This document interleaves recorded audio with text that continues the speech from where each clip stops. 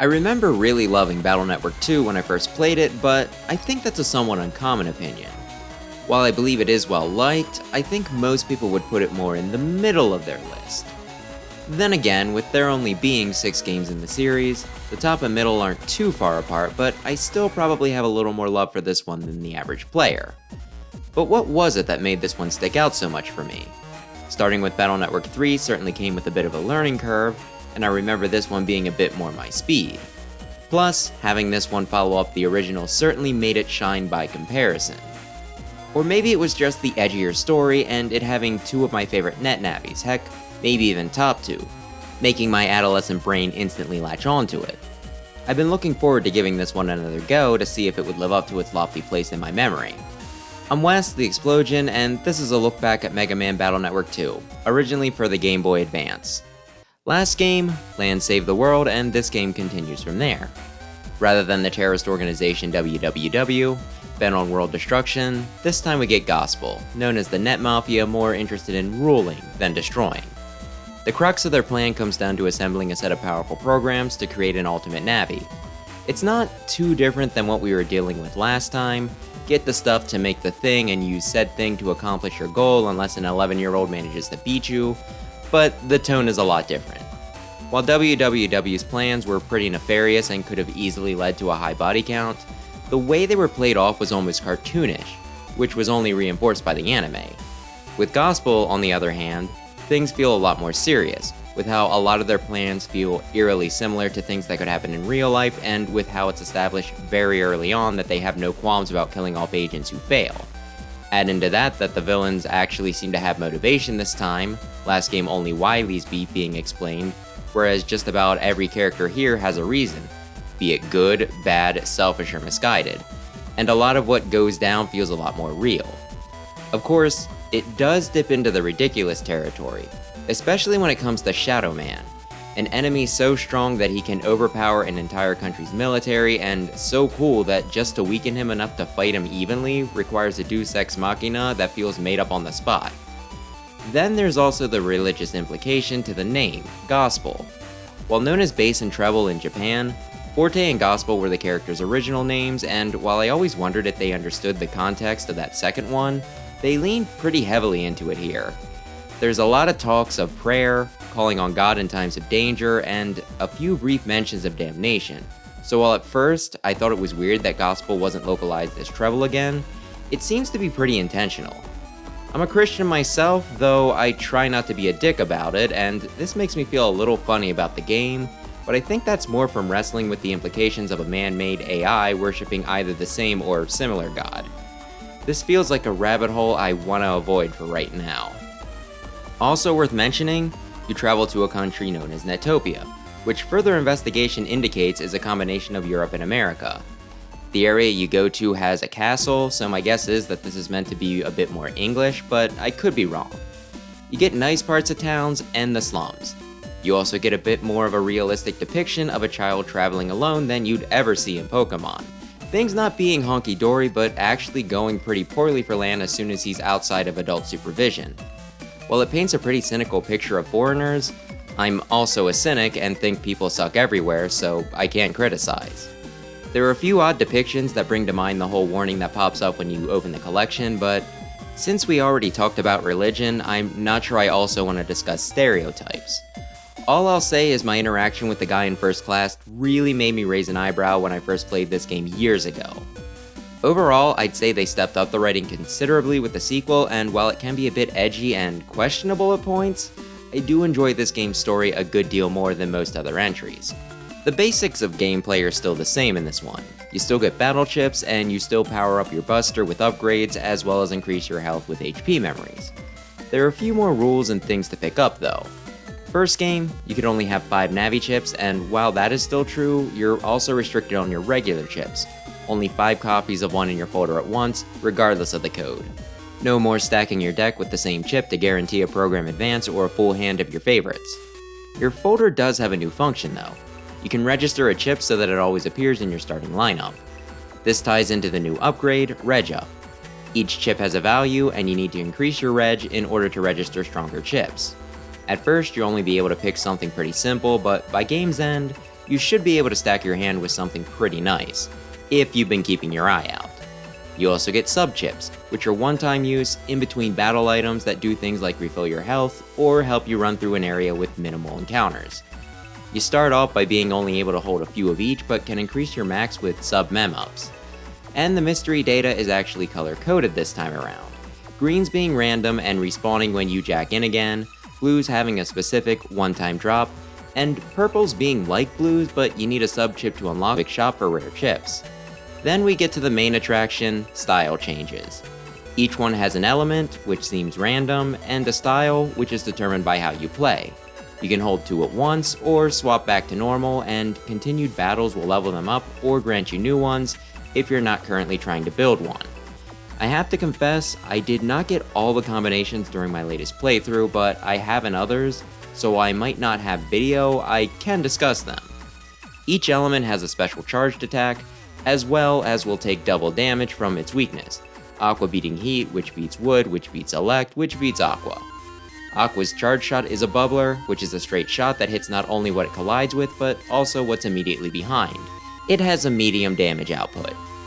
Heat gets a flamethrower, shooting out 3 spaces, though you do have to stand still for it, so there's a risk. It does the most damage, and you can also walk on lava panels when equipped. Wood shoots out a tornado 2 spaces ahead, which hits a few times, doing a little damage, but the stack is nice. And standing on grass panels will heal you. Elect fires off a zap ring, doing minimal damage, but stunning the target, good for setting up a stronger attack. As for the styles, you get guts by using primarily your buster, and this doubles your regular shot damage while dropping your rapid, as well as not making you flinch from normal hits. Custom you get by using a lot of chips, and it gives you 7 chips instead of 5 at the start of a turn. Team style is from using a lot of Navi chips, and this lets you keep up to 8 Navis in your folder instead of the normal 5. If you get through a lot of battles without taking damage, you can get shield style, which starts you off with a one-hit barrier and lets you block. And if you S-rank all bosses, you can get hub style, which cuts your max HP in half and doesn't have an element, but gives you the abilities of the other styles as a trade-off. In my playthrough, I got Aqua Guts, which I was disappointed in at first, since I previously had Heat Guts and really loved it, but the bubbler charged so fast and was low commitment that it made me a believer. I also had an Elect Guts, which I later sacked for Heat Team, which I'm still fiddling with. I really love the style system since it not only lets you customize your playstyle, but further enhances the one you already have going for you. Since it's built upon what you're already doing rather than just slapping some random ability on you, it feels like a true power-up as opposed to something completely out of left field that you have to scramble to learn. I do wish they gave it to you a bit earlier than halfway through the game though. Going back to panels, there's a lot more than cracked and missing this time around. Grass healing wood types and getting burned up with heat attacks for double damage, lava causing injury when stepped on, ice making you slip until you hit either a regular panel or a wall, magnets dragging you in, holy cutting damage by half, and poison quickly draining health. Oh, and I forgot to mention this last game, but there is no autosave, you have to do this manually. And I'm not just bringing this up now because I forgot to do it once and lost over half an hour of progress this time around, though that did happen. No, there's another fun little thing I forgot about previously, the chip trader. Cash in 3 chips in the regular or 10 for the special to get something different, the latter normally having better drops. While not a guarantee new chip or even a good one, you can find some neat stuff mixed in, and if you're real lucky, it could even save you from having to hunt a virus that's especially stubborn about dropping its chip. And in the last game, you could save scum, to trade in a bunch and then retry the process if you got nothing of value. Not this time though, this being the only instance of autosaving outside of peer-to-peer trading to occur. Not that I'm complaining, this does make sense and is more fair, I just like exploits. The real world is a set of 5 areas you can reach by taking the metro. Tickets free for children, fortunately. Land's hometown of AC/DC hasn't changed much. His home, those of his friends, the park, school, and chip store, which is closed this round, being laid out much the same way. It works for a main area. Marine Harbor takes the place of Government Complex, having Scilab and, instead of the Waterworks, the Official Center, where you get your Net Battler license to advance the plot as well as gain access to new areas late in post-game. There's also some chip traders here, as well as NPCs you can battle for specific Navi chips. Okudon is probably the most basic area. it having a trail and river, campsite and dam, but unless it's for a specific story beat, there's really no reason to come here. Then there's the last main location, which is kind of 3 in 1. You can take the train to the airport, which is broken up into an arrival and departure lobby, and from there, either visit a plane or fly to Netopia, each spot having a good chunk of things to do. This is one of the few gripes I have with the real world this title though. If you need to jack into the grill at the campsite to get a program, you can just take a trip to Okudon. If you need your license upped, you can metro to Marine Harbor. If you need access to the Undernet or just to have a battle with Raoul, you need to go to the airport, travel to Netopia, do your business, and then do the whole thing in reverse to get literally anywhere else. While it's only an extra step or two, this really builds up and streamlining the process a bit would have gone a long way. Just having the option to choose which of the locations included in this travel spot to speed things up would have been really nice. There's also one final level, kinda kept apart from the rest, that is kind of a confusing mess to try and navigate, but if you stick to the story, it ain't too bad and has some pretty interesting visuals, so I kinda dig it. All of this is a nice expansion of the in-game world, so while it's not perfect, it is a big step forward and the locales are much more interesting than the previous ones. Well, other than AC/DC, since that one's largely unchanged. The net world's also a massive improvement from the last game.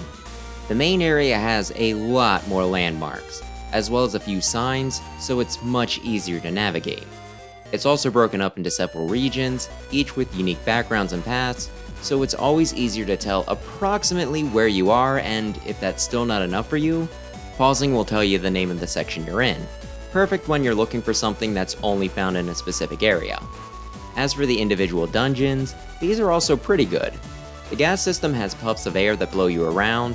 While I think the hitboxes and timing for them are pretty tricky for a starting chapter, at the same time, I don't remember having as much trouble when I first played the game, so I might be getting old. Which does beat the alternative. Your options quickly tick down and you're railroaded towards where you need to go, while at the same time making it obvious where you have been and where you haven't, so it's easier to make sure you didn't miss anything. Mother Computer has you solving riddles, spelling out answers with panels that you walk over. Some are simple, some are tricky, and some are a little obtuse. For a few of them, I stopped even paying attention to the hints and just brute forced my way by walking over the panels in whatever order would spell an actual word. While I don't hate it, I also feel a little stupid when I can't puzzle something out in a kid's game. The castle network's another sore spot. Monster programs appear behind you and give chase, some stealing health, some dragging you back to the start of an area, and some stealing half your cash, which can be pretty significant if you haven't visited a store in a while. While the idea is neat, the half of your money penalty is pretty steep, and even if there are some patterns to predict which way they'll go, if you spawn them in wrong, they can be unavoidable, and the limited screen space makes it so that you can get ambushed pretty easily. The amount of resets I did here was pretty frustrating. Then there was the airplane level, which was easily my favorite. Some paths are magnetized, and you get dragged over them one way. Find the right control panel though, and these obstacles get cleared up, opening new paths for you and eventually letting you traverse every which way. I really love starting with limited options, gradually clearing everything out as I cleared objectives, and then combing through the spots I couldn't reach before afterwards. This also kinda ties into the worst chapter of the game, 7 though. For this one, you have to explore the main area, this time with a bunch of obstacles thrown in to block your way. It starts out really strong, being a remix of places you're already familiar with, and since some of the things you need to break require different tools to do so, not only does it make you rethink how you can navigate these areas, you also have to plan ahead a bit and take note of where you might be able to go later on, once you have the right tool. It's a brilliant way to make the old feel fresh again, but unfortunately, the novelty doesn't last. What's fun at first evolves into you just running back and forth between two areas over and over again by the end. And since both are more easily accessed from Netopia in the real world, that means having to go through the airport hassle I mentioned before, multiple times if you happen to forget or miss anything in another area. It really feels like they were padding out the runtime here with how many unnecessary steps are thrown in. As an example, at one point I was told I needed an item to advance further in one area, and I knew the guy holding said item was just ahead. I thought they had finally thrown me a bone, but when I went to the spot where he was, someone else was there instead to tell me he had gotten bored and gone to the location I just came from 5 minutes ago. This completely sapped any energy and enthusiasm I had and really soured what up till that point had been a pretty positive experience, even if there were some hiccups. As for the last area, it's really interesting, I think? Have you ever been ushered into an area, completely lose your sense of direction, and yet somehow still manage to get barfed out the other side? This level has a bunch of teleport pads that are damaged and will shunt you into a superfluous path instead. You need to find the right data to fix the program to get sent to the correct location and continue to advance. There's a lot of stumbling around, picking up mystery data, and experimenting on where it belongs, but as you eliminate possibilities, eventually you get to where you're going. It's a confusing mess that's easy to get turned around in, yet somehow managing to stumble through it was pretty fun. It made me really appreciate how the developers managed to keep everything all straight when such things were far beyond me, and how they made completing the level pretty doable while simultaneously turning the player topsy-turvy. Don't ask me what happened here, just know that I liked it. After that, it goes back to a section that's more traditionally maze-like, which feels like a bit of a downgrade, but is still enjoyable enough. While there are some definite low points and some sequences that I consider mistakes, the level design is a definite improvement over the first game, and I felt engaged for the majority of my playtime. A good chunk of the viruses seem new this time. While there are a few returning ones, like the Powies and ever-present Mets, and some late-game enemies like Scuttlest and Headies, I'd say that more have been replaced than not. The chip library is also 100 chips bigger than before, so the roster of enemies is larger to reflect that. They also seem a bit nastier this time as well, being a little more aggressive with some pretty harsh combinations. As for the bosses, we have some pretty strong designs this time around. Then again, given how many are dead ringers for the Robot Master equivalents, just spiffed up a bit, it might be more accurate to say that they're pulling from some of the better classic designs. Cut, Quick, and Air have received very few changes. Shadow Man is a cross between the old and a more stylized, realistic-looking ninja, and Napalm Man is, gonna be interesting to talk about when we get to the Mega Man 5 video. Freeze, Toad, and Knight have some interesting interpretations, and new bosses like Gate and Thunder don't look half bad. When it comes to the fights though, they do tend to lean into the frustrating. Quick and Knight will block most of your attacks, so you can really only counterattack them, and Proto Man typically moves when you do, so you have to counter his counter. Most of the bosses though are more about limiting your movements and boxing you in. Snake Man's missing the panels in front of him, so no direct attacks.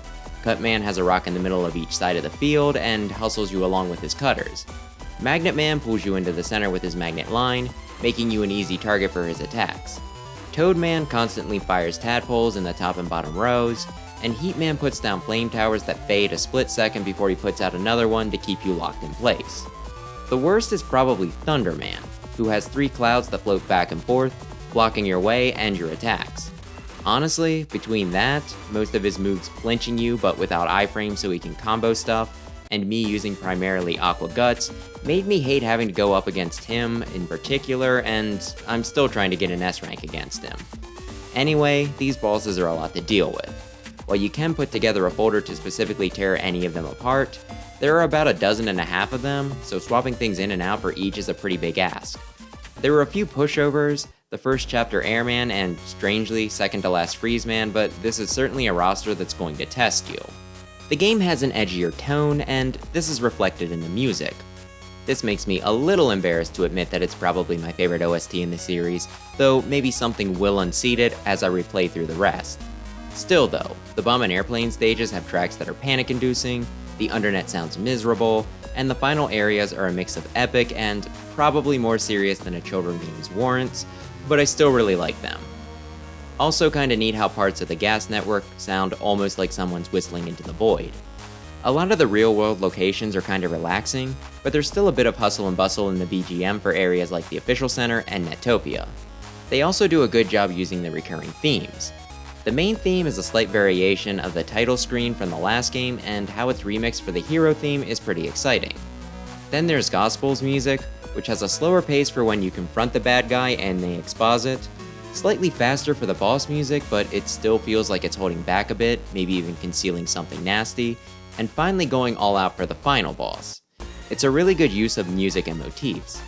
While I might be giving the OST a little too much credit, saying it's my top, I still think that most would agree it's pretty solid. Graphically, not a lot has changed.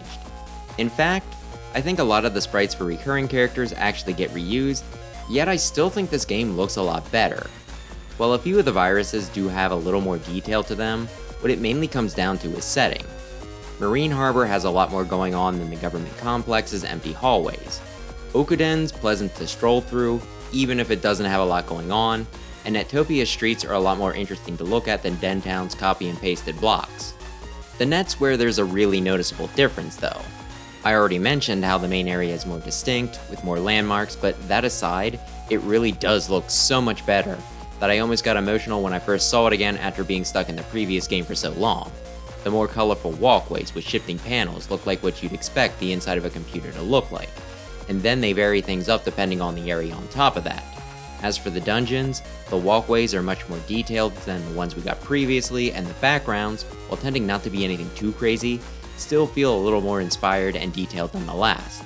There's also some spots where the floors are transparent, giving you the sense that you're standing atop a void.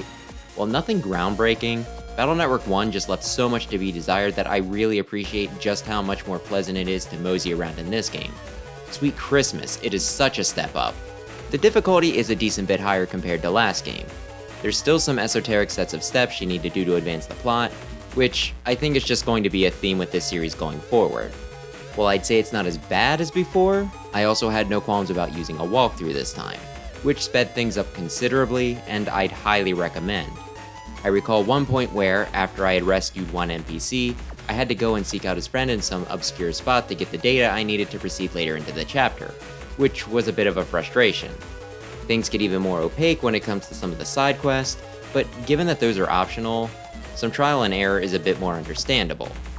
As for the dungeons, there are quite a few that really test you, from the puffs of air to the little monster progs coming out of nowhere and taking half your money that you've been grinding for the past few hours. For the code you have to decipher in one level, I kinda just told myself it was because I was streaming, that a few of them being pretty tough was just because I had to give commentary on top of it, but when poking around GameFAQs, there was a topic dedicated to one of the more obtuse ones, so it seems like having issues with that chapter is more common than I gave it credit for. While you could just kinda brute force your way through puzzles in the first game, a lot of these here require thought, skill, luck, or a combination of each, but since the net is much easier to find your way around, I'd say things are less frustrating overall. At least until you get to the part where you have to yo-yo back and forth from Netopia and the Undernet several times in a row. Of course, the big thing is going to be the battles when it comes to challenge. I already mentioned a few things, like viruses having faster and more aggressive patterns, and to top it all off, while like previously, you can get 1 to 3 enemies per encounter, getting a full 3 seems a lot more common here. And as for the boss battles, well, again, we discussed how frustrating those can be with how the majority of them seem focused on stymieing your movement. On top of that though is just how much damage everything does. Last game, I complained about the same thing until I found out how the armor worked, but here you get style changes instead. That means you can't really mitigate damage you take, and depending on what you have equipped against what you're fighting, you could end up taking double, maybe even die in just a few hits if you happen to wander into the wrong neighborhood. To go back to the bosses, to the game's credit, most of them have an appropriate amount of HP that you can probably stumble through their battles upon your first encounter. If you happen to wander into their ghost data though, they tend to be able to kill you a lot easier than you can kill them, and if you beat their second form, their final one ends up wandering around the area as a random encounter, which can be a death sentence if you happen to fight one at the wrong time. Early in the game, when I had something like 260 HP, I had to fight a version 3 airman, which could do around 100 damage with one of his attacks. There's even one Navi, Shadowman.EXE, who has a one-hit kill move. Literally. You get a chip from him called Muramasa that does as much damage as you've taken. Your max health is 1000, and his is 1600, so that means, when he gets down to 600 HP or less, if he hits you with his own blade, you die. Since he seems to use it mostly late into the fight, that means you're dead. Very cool, especially if you're just trying to make your way through the area and he just happens to randomly pop up. On top of that, this game introduces a lot of new panels, which can make some typically easy fights actually pretty rough. There's also weird latency issues where, if you move to a different space, you can still get hit by something that connects with the panel you were just on. To be fair, the same thing can happen to enemies as well, but given how many of them can warp around the battlefield, This could almost be seen as something of a balancer, whereas when you take hits from your phantom position, it feels kind of unfair. I really didn't notice any of this in the last game, but given that things were much slower in that, it could just be that I always moved out of the way of attacks far enough ahead that I didn't notice any hitbox latency. There can also be some delay when you try to use a chip, which, while some cooldown is to be expected after using another attack, sometimes it would feel like I needed to hit the button 2 or 3 times to remind the game that I was trying to do something. My sense of timing normally isn't sharp enough to notice things like this, so if I'm complaining about things feeling very off, you know it's bad. It could be a technical issue, but given that it seemed like less of a problem last time, I kinda have to question on whether it was, for some reason, intentional. Then again, this game is more complex, so maybe some of the extra bits slowed things down somehow. Either way, plan your dodges far into the future. Continuing with the give and take though, chip drops feel a lot more generous. Maybe I've just been a lot luckier this round, but if I wipe a boss or virus, I'll almost always get a chip, and even if I just do moderately well, my chances still seem decent. No fighting the same guy over and over again, getting a rank 8 or better around a dozen times and just getting fed cash instead. But yeah, there's a few things to make certain aspects of this game easier, but for the most part, it's a pretty big leap in difficulty. Some of it seems intentional, some not. It gives the impression that they wanted this one to be harder than the first, but overcorrected, so things haven't been quite balanced just yet. Battle Network 2 is a massive improvement over the original, but it still has a lot of kinks to work out. Sure, it looks better, gives some really fun battling options, has better writing, and has some of the annoying bits smoothed out, but there's still some tedious sequences and boss battles that can feel a bit too much stacked in the home team's favor. I had a lot more complaints than I thought I would replaying this, yet that didn't do too much to sour my experience. I think each of these games is going to do at least a little something that'll frustrate me, and while if you ask me which Battle Network game was my favorite, this wouldn't be my top pick, but at least be up there. I love the style changes, I love the soundtrack, I feel more engaged with the story, and most importantly, I love Cutman. While the first Battle Network is skippable, this one is absolutely worth playing, though it might be a little hard if it's your first. So how do other people feel about this game? Do you like it? Could you do without? Are the religious implications a little weird? Still working on the post-game, so I'm not totally done with this one yet, but that'll do it for my review at least. As always, thanks for watching, and maybe consider subscribing if you're into Mega Man. For everlasting peace.